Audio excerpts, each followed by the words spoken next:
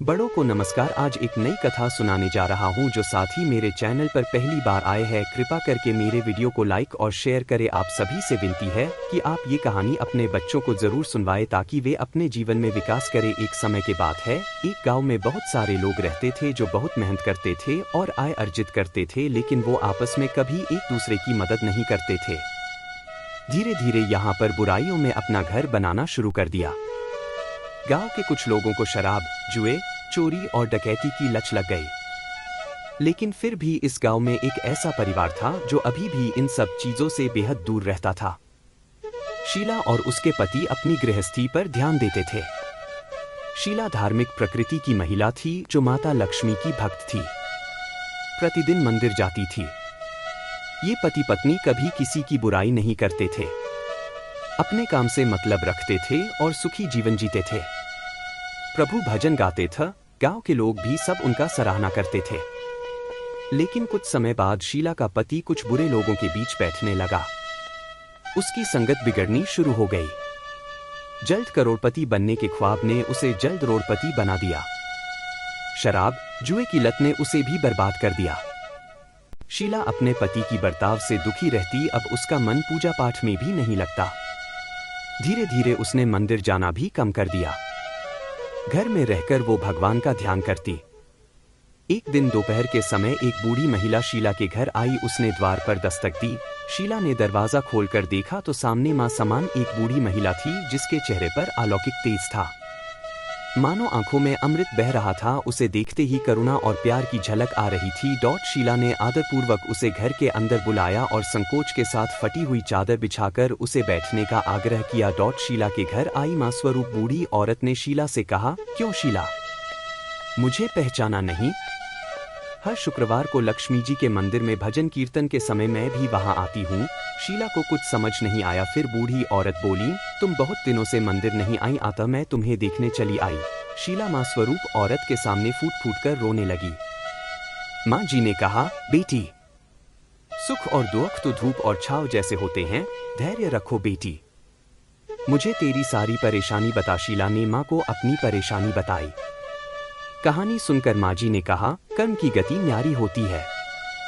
हर इंसान को अपने कर्म भुगतने ही पड़ते हैं, इसलिए तू चिंता मत कर। अब तू कर्म भुगत चुकी है। अब तुम्हारे सुख के दिन अवश्य आएंगे। तू तो मां लक्ष्मी जी की भक्त है। मां लक्ष्मी जी तो प्रेम और करुणा की अवतार है। वे अपने भक्तों पर हमेशा ममता रखती हैं। इसलिए तू धैर्य रखकर मां लक्ष्मी जी का व्रत कर, इससे सब कुछ ठीक हो जाएगा। शीला ने पूछा, मां जी ये व्रत कैसे रखते हैं? मां जी ने कहा, बेटी, मां लक्ष्मी जी का व्रत बहुत सरल है। उसे वरद लक्ष्मी व्रत या वैभव लक्ष्मी व्रत कहा जाता है। मां ने पूरी विधि समझाई और बताया, यह व्रत करने वाले की सब मनोकामना पूर्ण होती है। वह सुख संपत्ति और यश प्राप्त करता है। शीला यह सुनकर इतना खुश हुई कि उसने आंख बंद करके इस व्रत का संकल्प ले लिया। लेकिन जैसे ही आंखें खोली उसे मां जी नजर नहीं आई। शीला समझ गई कि हो ना हो वो साक्षात मां लक्ष्मी ही थी। दूसरे दिन शुक्रवार था। सवेरे स्नान करके स्वच्छ कपड़े पहनकर शीला ने मां जी द्वारा बताई विधि से पूरे मन से व्रत किया। आखिरी में प्रसाद वितरण हुआ।